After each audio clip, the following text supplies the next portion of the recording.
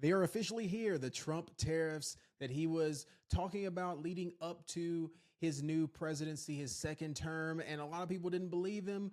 Didn't understand what that was in the first place. Didn't believe because the stock market was at all-time highs for the last 2 years that it couldn't crash or correct in a matter of months, giving back a majority of the election moves and moving into this 2025 season and into a new quarter in a little bit of a rut, so to speak, ground zero per se. A lot of red in the market. It's bloody out there in the streets. Hey, what do they say? It's time to what? Eat. But anyways, what's going on, family? I want to touch on these tariffs and also on the charts, what you should expect for the rest of the week, tomorrow in the trading day, and also for those long-term investors who may want to look up, is this the actual dip? Is this the bottom? Because I thought it was last week. I thought it was yesterday. I don't know. I'm confused. I give up. I want to ease you a little bit with this video. So if you're here for that, thank you so much for my supporting watchers and listeners. Thank you. Keep with the constructive criticism down below. If you like the videos, if you like the past videos, if you haven't checked them out, go check them out. My name is Dr. B. I'm a holistic life and business coach and strategist for entrepreneurs and thought leaders. I run a community and a Discord and overall business helping those individuals get to their desirable goals, purpose, financial goals, things of that nature. But in this case, we're talking about a skill set, understanding the nature of the economy, trading, the stock market, and that is a way for many of you came on this video to learn. So if you're interested in that, click that link down below. But without further ado, I want to give you some value here and get up out of your way. All right. So here we go. Here is the chart that many people have been seeing. There you go. Now, Brian, what in the world does this even mean? Okay, let's get down to it. And just in simple terms, as I like to do on these videos and on these public platforms, because we make it complex as it is. All you need to know is, in general, what a tariff is. It is an import tax. Okay, Brian, what was an import tax? It is a tax based off of goods that are imported into said country. So if you see the list here, we got tariffs charged to the United States. So if I decide to do business in China, or I need products from China, they're going to charge me an import tax of 67%. Okay. So in vice versa, Trump is suggesting that, hey, we're trying to help y'all out over here. You trying to do business in the U.S., right? You trying to come over here, do business, import goods over here, i.e. a lot of companies that are doing business in the U.S., we're going to try to help you out, right? So if you're trying to bring stuff over here, you can be charged if it's from China, which many companies, as we know, are. We're going to charge you a 34%, okay, reciprocal tariff. So with that being said, you can look down this list and see that there are some countries that are charging high tariffs to say, hey, you want to do business? If I want to do business and bring things over from the U.S., I'm going to be charged. But U.S. is trying to do me a favor if I'm, if I'm trying to do business in the U.S. and remain here. These are the discounts. All right. So with that being said, why did the market react in the drastic nature that it did after 2 consecutive upside days? Okay. Now, the fundamental analysis, the fundamental side, meaning the news, right? Your emotions, the fear, i.e., well, this is a dip. I'm supposed to buy it, right? Well, we'll look on the charts as well. As you've been following me, for those that are continued watchers, I kept talking about that bear flag, right? That bear flag, that bearish nature, those lower highs that will continue to push the market lower until we reclaim some key levels. All right. So with that being said, my favorite thing to do after we've got these, all the emotions and all what it is that's driving this market down, the question being is, what do we do from here? So let's jump into the charts, my favorite place, and see these charts on the S&P 500. Okay, I'm gonna start on a monthly chart here, and after hours we are here. Okay, let me bring my keyboard back to me and drag these lines down, because after hours we're down here. All right, 545. Okay, so we are sitting still in some, technically, let me see if I can do a drawing tool here. Right there. Whoops, I'm going all over the place.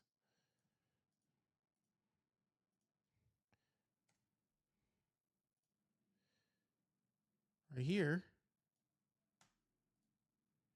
Right here. Actually, what we're going to do is we're going to just chart. I want you to look at my cursor.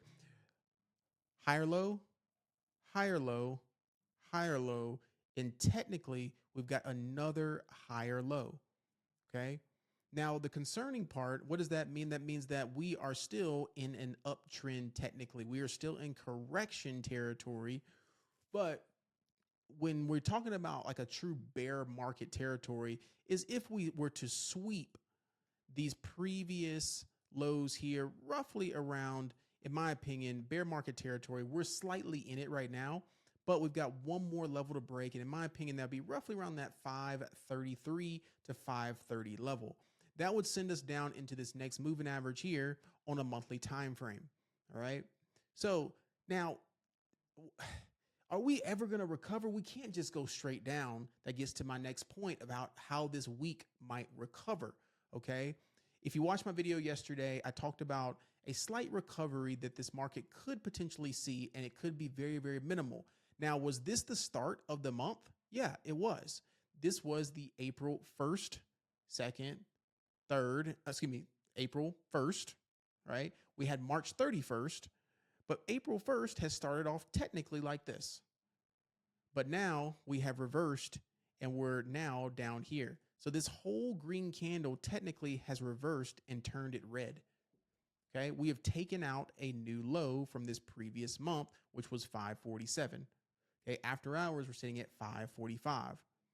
So 2 levels to pay attention to tomorrow, okay, on Thursday, is please be very, very careful. Number one, if you're trading, as you're seeing, the volatility is within wide ranges. So in one day, we're moving up 10 points on the S&P ETF SPY. Okay, so we're moving up 10 points and then right back down 10 points. And then after hours, if you swung a call option overnight, you are going to be extremely down in the morning. Right. So right now, a swing trader's market is very tough to predict because every day it's going back and forth based off of what we said earlier, which is the news, right? The tariffs, the fear, the emotions, volatility back and forth. Okay. So, Brian, how in the world, what do? You got 2 options. Okay. You got 3 options. Okay. Number 1, stay out the market. If your emotions are too ingrained in what's going on, you can't understand what's going on, or you do not desire to, meaning you jump into a community, you get some support, you watch these videos and really trying to learn, to stay away. That's okay. You might miss out on some money, right? You might miss out on some big dip opportunities. That's okay. Stay away. Okay. But don't be upset when things happen.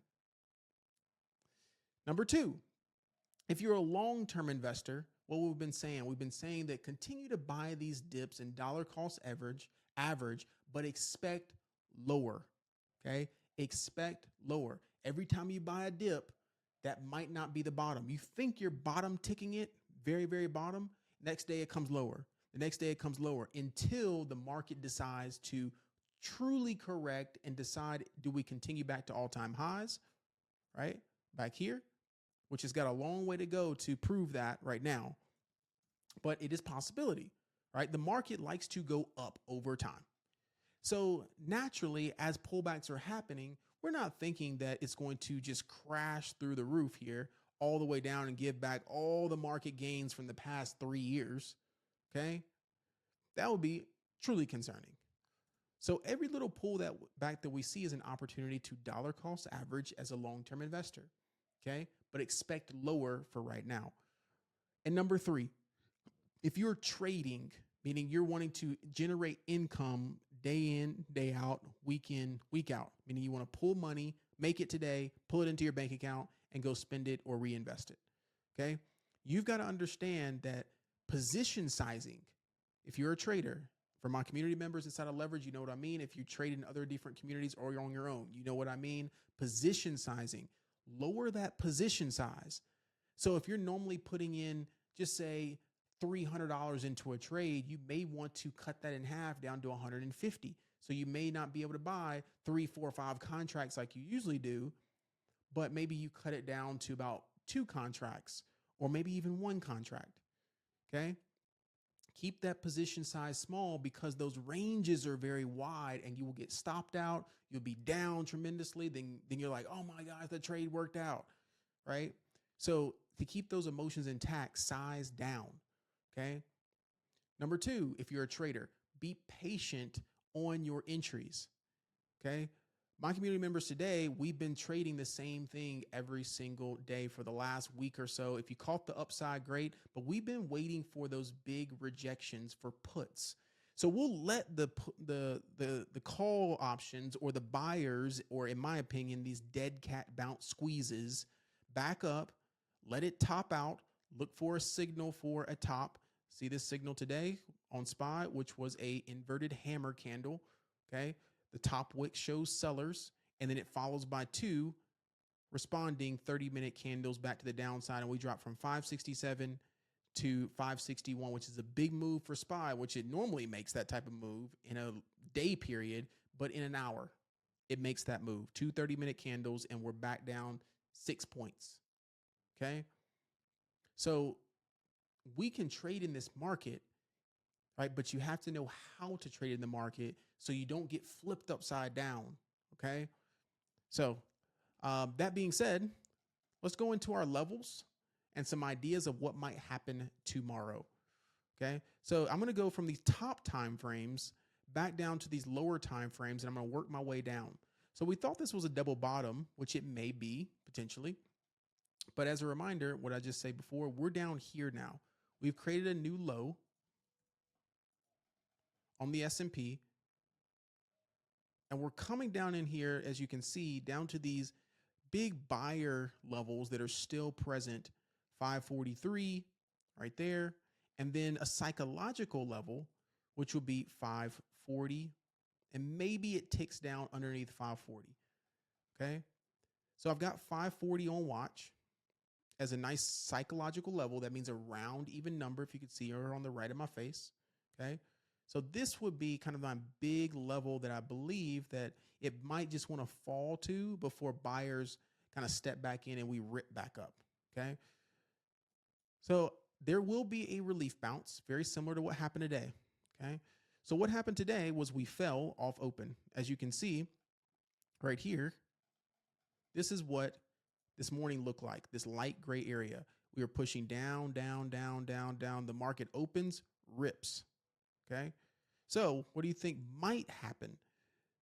Push down, down, down, down, down. We might try to rip back up to retest some of these lows, okay? So right now, that is a resistance. This is a resistance, okay? So those are now top end resistances. Okay, and I'll mark this as a kind of a pivot point intermediate. So here's how it would look, since some of y'all like me drawing it out of a possibility. We could push down a little bit lower in the morning, potentially, like that. Could push down a little bit lower. Okay, and maybe we see some type of wick candle, right? Some type of wick that shows itself right there. Pushes down, wicks back up, all right? And maybe it flips the whole candle back up and we reclaim and we try to get squeezy and push back up into some of these levels that we broke down below, okay? So the first level would be 549, 550, okay? The next level, if we continue to squeeze, we'll be back up into the real day's low, which will be back up into that 555 level, okay? So we could have some situation that looks like that. Now, I know that's ugly, but it looks very similar to this candle, right? So with that being said, let's form a little bit of a lower high channel that could come like this, okay? You see that lower high that's forming, that bear flag that formed clearly right here, okay? We talked about that. Big push down, rise up, retest, bear flag, retest again. And guess what could happen again, even if we push up higher, is we could continue down lower again, okay? So Brian, God dang, when can I actually truly believe that it's going back up all the way to another squeeze like this? Okay, that is a possibility. I told everybody yesterday on my video that that squeeze off open was a possibility, right? But we still had a lot higher to go. And guess where it went? Right into that 568, 567 resistance right there. So that's going to be very important for SPY to reclaim right now because it's showing very strong levels at underneath 570. Okay. So yeah, we could squeeze all the way back up into 570, and your takeoff level, in my opinion, would be above 570 during the day. Okay. All right. So it's tough. It's tough. That's why you have to have multiple trade ideas. You have to be patient. If you want lower, please do not chase this push down to the downside. It typically ends up being a trap, and it squeezes back up only to come right back down to where you wanted it to come anyways. Okay. Now, Brian, what if I don't want to play puts? What if I think this is the bottom? What if you think these levels are the bottom? I believe it is somewhat of a drastic move after hours. And some might say, yeah, you think, right? So one way that you could trade this, if you're savvy, if you know what you're doing, okay, is that you could catch a quick scalp, meaning a quick trade right off open for calls. Okay. If you're trading options, if you're trading futures, that would be a buy. And we need to look at where the futures are. If it's at a psychological level, I haven't checked it just yet. But we could look at a psychological level in the futures and then squeeze it really quick for a quick 5 to 10 point move. Okay. Kind of like what happened exactly today. There's the market open, right off open, squeeze, squeeze. All right, I'm out. That's a quick scalp, as we call it. So when you hear traders saying, hey, I made X amount of dollars in 5 minutes, that's how they do that. On SPY, on options, it might not seem like a big move, but in 15 minutes, that moved $3 and then roughly $4. So in 30 minutes, you had 100% on your money easily. Okay. So you do the math. 100%. Well, what if I put $1,000 in? You made $1,000 in 15 minutes. What if I put $100 in? You made $100 in 15 minutes. Okay. Depending on the contract that you choose. Right. So you're like, Brian, well, that's not how. I know. Depending on the contract that you choose. Okay. Take a little quick interlude. We're having a stock market boot camp. Okay. Stock market boot camp. Take a quick interlude really quick. For anyone that's like, man, I kind of want to learn this stuff. Right. You can go to my website, brianmcellery.com. Okay.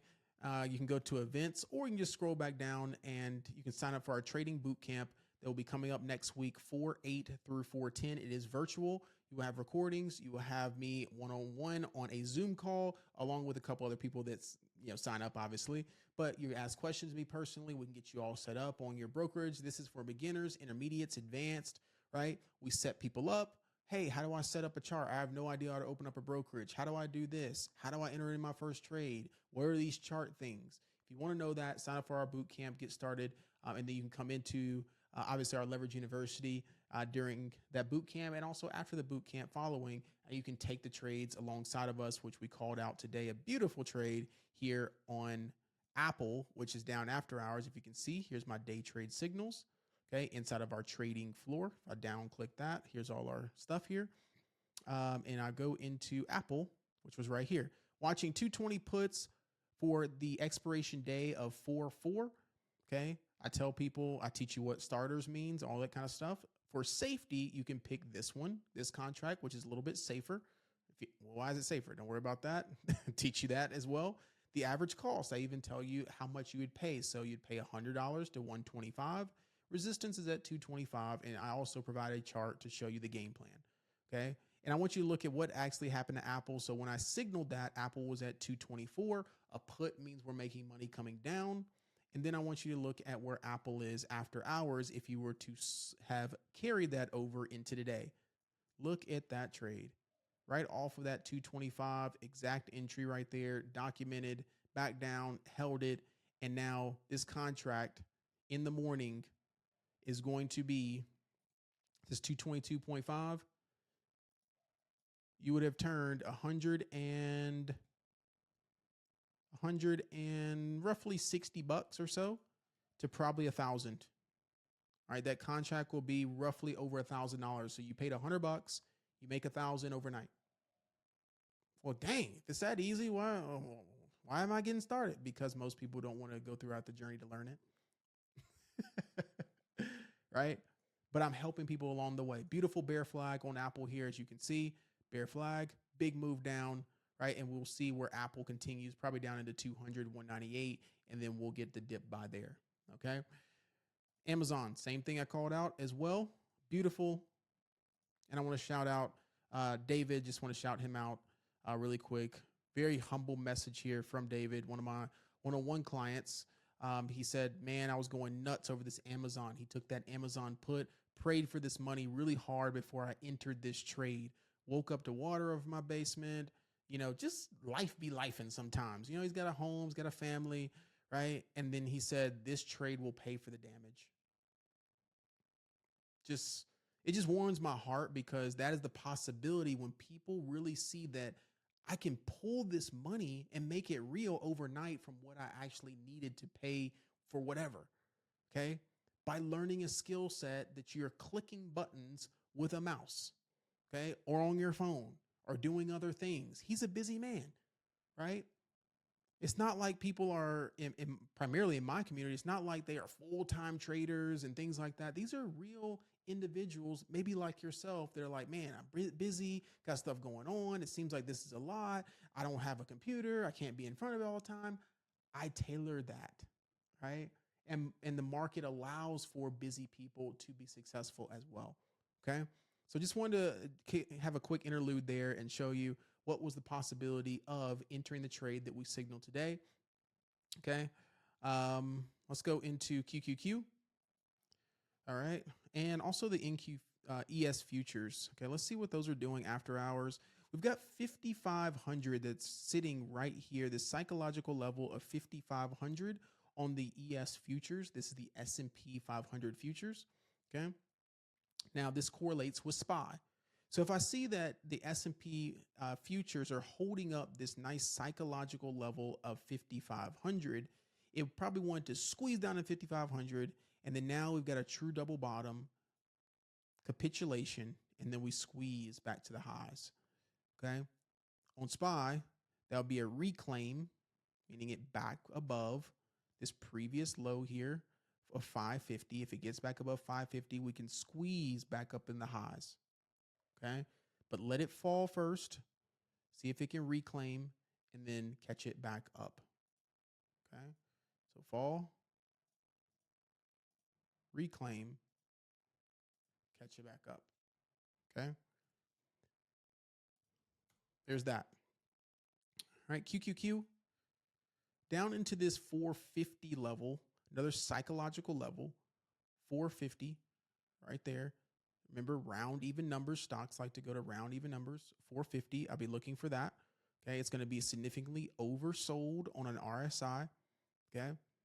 And we could look at a move potentially for a quick scalp, or if it decides this is the bottom for right now, comes down into this 450 level. As you can see what happened last time at 450, bounced, went higher, went a little bit deeper, but recovered. Had to be a little bit careful here. Bounced, went higher, bounced, went higher. So this 450 level is very key for the QQQ, i.e. the NASDAQ or the tech index. Okay. IWM. We're wrapping up here. I feel like this video is a little bit long, but it's important time. Okay. It's important time. IWM all the way down to 192, right? And 190 would be that level for IWM. Okay. So IWM last time it got down into, now the concerning part is that we have broken trend. Okay. As you can see there, that is the concerning part about thinking that this is the bottom. Okay. Remember that trend was holding, broke. So when a trend breaks, it wants to pop and continue lower. Pop and continue lower. Right? That's typically how a trend change happens. Okay. So can't deny that this area is very heavy for IWM right here. heavy, meaning heavy with buyers. Okay. Buyers right there at 191, buyers right there at 191, and then even buyers right there at 195. So IWM could do the same thing. It's down here right now. We could have a little bit of a tick down, kind of like what this looks like, reclaim, and then start squeezing back to the highs, probably back to the previous lows to retest right there. And roughly right here, 200. Okay. And then where we rejected today, which was 203-ish. Okay.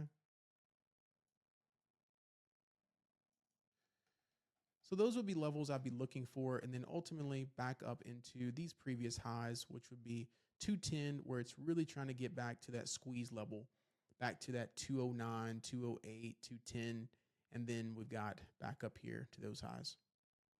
Okay. Or excuse me, those previous lows. Okay.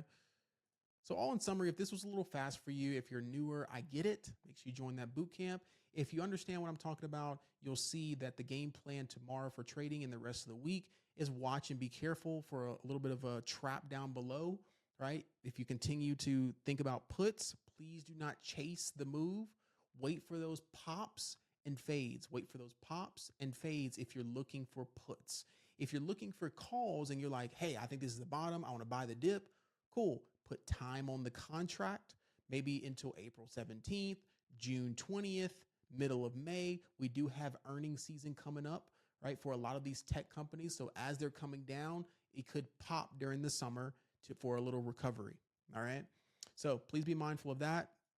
If you're looking for this as a bottom, we could take some calls. If you're looking for puts, be a little bit more patient as the move has already happened, and we need to wait for those pops. All right. Congrats to anyone that has carried any puts over or anyone that has picked up some dips and made some money during this volatile season thus far. We've got the Trump tariff announcement out of the way. Is this going to be it? We'll see. We'll see where we're going from here. All right. But not looking too good right now for the general market. All right. Comment down below anything that helped you during this video. Comment down below if you are understanding a little bit better from the videos. Comment also down below if you're inside of Leverage University and you're enjoying the time of learning. Maybe you've taken a little bit of a paper cut loss here or there. You've had some good wins, right? You're going along the journey, right? Let us know down below in the comments. Thank y'all so much as usual. Peace, love, and blessings. I'll see you on the next one. Bye.